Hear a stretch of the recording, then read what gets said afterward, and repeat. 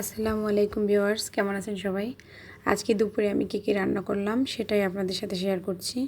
আজকে আমি রান্না করব ট্যাংরা মাছ দিয়ে পটলের ঝোল এবং ছোট মাছের চচ্চড়ি, আলু বেগুন দিয়ে ছোট মাছের চচ্চড়ি। তো চলুন, প্রথমেই একটা কড়াইয়ে আমি ছোট মাছগুলো নিয়ে নিচ্ছি।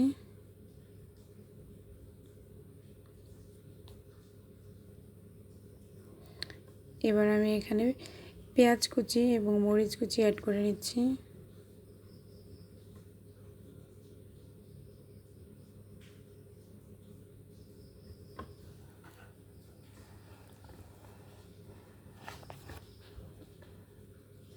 এবার আমি এখানে কুচি করে আলু কাটা এবং একটা বেগুন কেটে নিয়েছি, এটাও অ্যাড করে নিচ্ছি।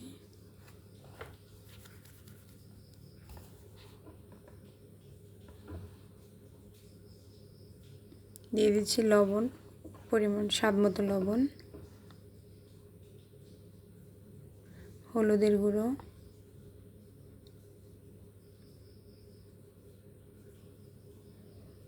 দিয়ে দিচ্ছি তেল,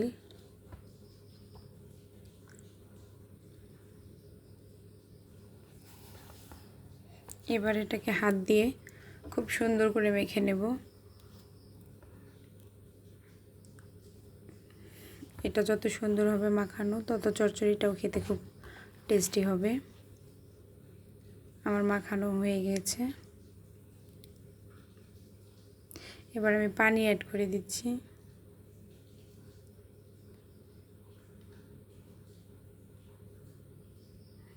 এবার আমি ঢাকনা দিয়ে ঢেকে চুলার জালটা অন করে দেব। এদিকে আমি অন্য পাশে আরেকটা ফ্রাই প্যান নিয়ে নিয়েছি।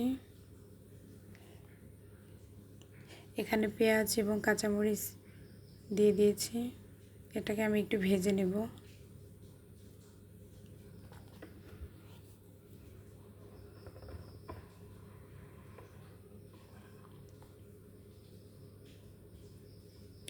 এরকম ব্রাউন কালার করে ভেজে নিয়ে আমি এর মধ্যে 1 চা চামচ রসুন বাটা, 1 চা চামচ আদা বাটা,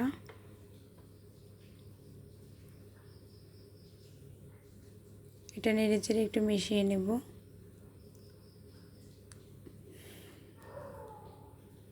এই পর্যায়ে আমি একটু পানি অ্যাড করে দেব যাতে মশলাটা পুড়ে না যায়। এবার এর মধ্যে দিয়ে দিচ্ছি জিরে গুঁড়ো,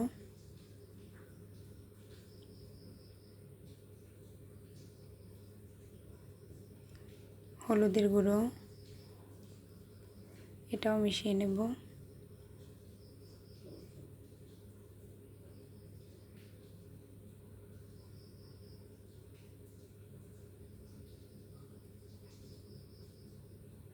দিয়ে দিচ্ছি লবণ স্বাদ মতো।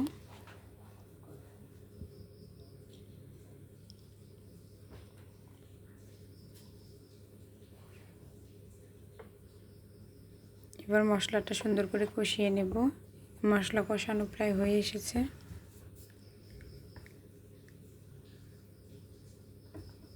তেলটা উপরে চলে এসেছে, তার মানে মশলাটা খুব সুন্দর করে কষে গিয়েছে।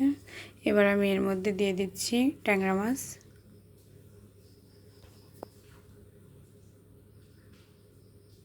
ট্যাংরা মাছটা দিয়ে আমি এখানে একটু পানি অ্যাড করে দেব। মাছটা একটু কষিয়ে নেব। দিয়ে দিচ্ছি পানি। এবার এটাকে ঢাকনা দিয়ে ঢেকে শুকিয়ে যাওয়া পর্যন্ত, পানিটা শুকিয়ে যাওয়া পর্যন্ত অপেক্ষা করব। এদিকে আমার চচ্চড়িটাও প্রায় হয়ে এসেছে, মাছের পানিটা শুকিয়ে গেছে। এবার নেড়ে চেড়ে আমি মাছগুলো একটা বাটিতে নামিয়ে নেব। এবার এই মশলার মধ্যেই আমি পটলগুলো কষিয়ে নেব।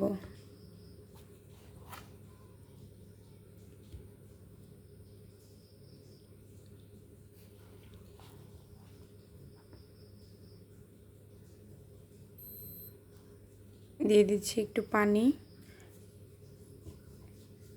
এরপর ঢাকনা দিয়ে ঢেকে পানিটা শুকিয়ে যাওয়া পর্যন্ত অপেক্ষা করব।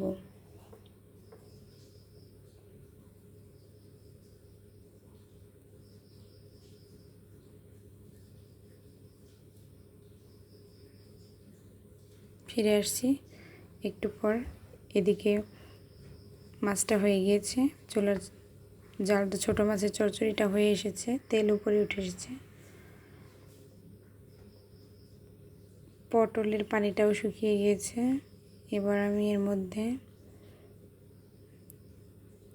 দিয়ে দেব মাছগুলো।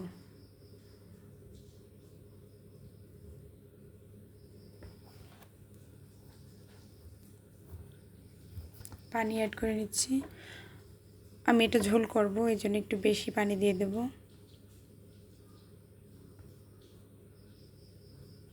আমার আরেকটু পানি লাগবে, আমি আরেকটু পানি দিয়ে দিচ্ছি।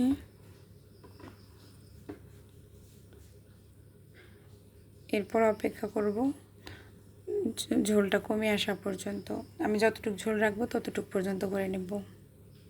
এই তো হয়ে গিয়েছে আমার ট্যাংরা মাছের ঝোল। চুলার জালটা অফ করে দেব। আল্লাহ হাফিজ।